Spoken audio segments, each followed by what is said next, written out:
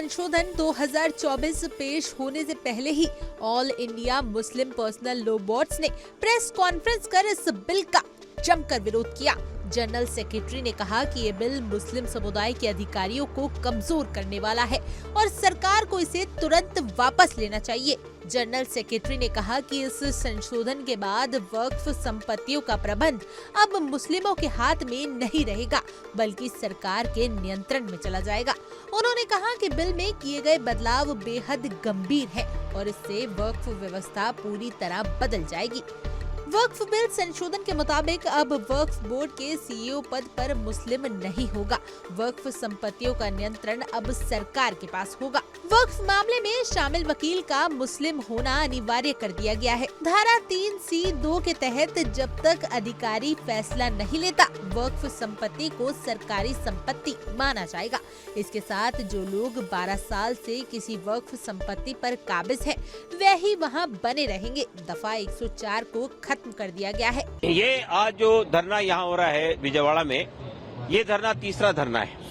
इससे पहले जंतर मंतर पे धरना हुआ था, उसके बाद 26 तारीख को पटना में धरना हुआ था और ये आज तीसरा धरना है। ये धरना देने का मतलब ये है, खासतौर से यहाँ विजयवाड़ा में, कि बीजेपी ने जो वक्फ अमेंडमेंट बिल पेश किया है पार्लियामेंट में, हमारे नजदीक वो बिल डिस्क्रिमिनेटरी है, वो कम्युनल एजेंडा है बीजेपी का।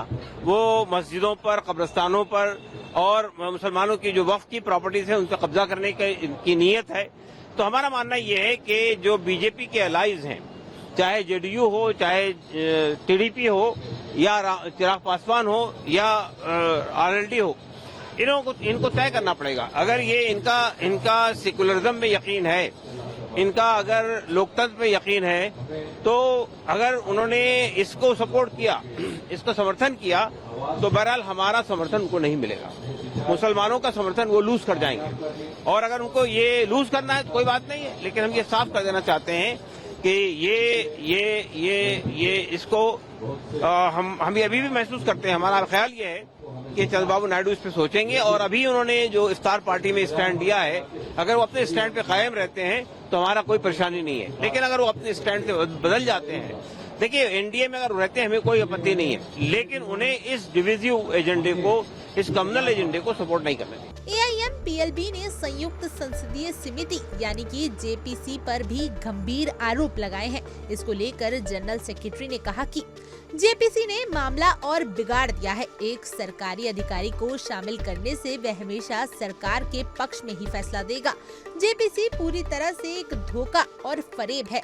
AIM-PLB ने इस बिल को मुस्लिम समुदाय के अधिकारियों पर हमला बताया है और सरकार से इस पर पूर्ण विचार करने की अपील की है। उन्होंने कहा कि ये बिल वक्फ संपत्तियों पर सरकारी नियंत्रण बढ़ाने की एक साजिश है, जिससे मुस्लिम समाज को बड़ा नुकसान होगा। खैर, आपकी इस मामले पर क्या कुछ राय है, हमें कमेंट कर जरूर बताएं। और ऐसी और जानकारी के लिए आप इंडिया डेली का सोशल मीडिया पेज सब्सक्राइब कर लीजिए।